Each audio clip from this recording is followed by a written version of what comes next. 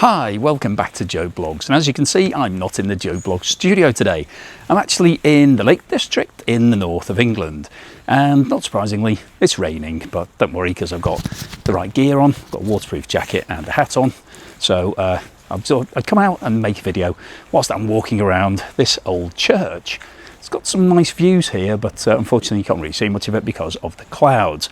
But the reason I wanted to make this video is to talk about another drone strike that's taken place by Ukraine on a Russian facility, and this time it's a Gazprom facility, a gas processing plant that's located in Orenburg, which is around 1,000 miles from the Ukraine border. So this is one of the longest drone strikes that's been achieved, and this gas facility is actually one of the biggest gas processing plants in the world.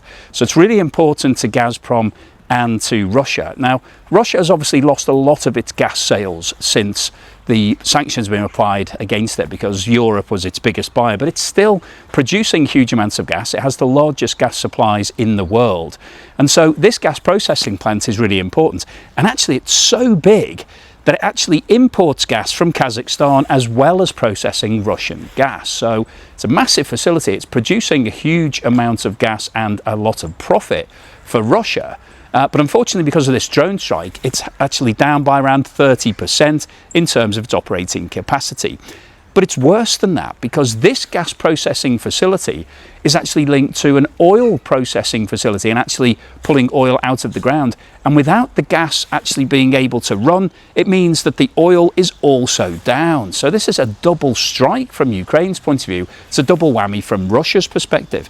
And once again, this is another example of the drone facilities and the drone attacks really hurting the Russian economy, because the estimated loss to Russia for this gas processing facility being down is around $10 million per day. And when you think about the cost of these drones, they are relatively low cost. Ukraine is putting these drones together. This is a long-range drone, so it's a bit more sophisticated than some of the smaller drones, but we're talking tens of thousands of dollars that can have a $10 million per day impact on the Russian economy. So this is becoming an absolute nightmare from Russia's point of view. And of course, it's very difficult to defend your facilities when you don't know where these next attacks are going to take place, because Ukraine is basically targeting all of the facilities that are within 1,000-mile range, and that is a huge number. And so it's becoming really a logistical nightmare from Russia's perspective. But I wanted to post this video because it's another example of Russia being hit where it didn't really expect to be, because it's been mostly oil facilities so far, but this is now a gas attack. So Russia is hurting on a number of different fronts, and Ukraine is having great success. Now, obviously, Russia is fighting back, and this war is still raging. And it's just been reported that it looks unlikely that President Putin is going to agree to any of the concessions that Donald Trump wants him to in terms of agreeing some form of ceasefire. So the meeting that was meant to be held between the two of them in Budapest now looks like it might be unlikely. Had that phone call a couple of weeks ago, so it was hoped that something might happen from that, but it's now looking less likely. But I want to just give you a quick update, and also just to show you this fantastic weather and this little old church behind me, which is quite nice. I don't know how old it is, I don't know the history of it, but it looks like it's a few hundred years old. There's certainly a lot of old buildings in this area. If you've never been to the Lake District, I would highly recommend it, even if the weather isn't great.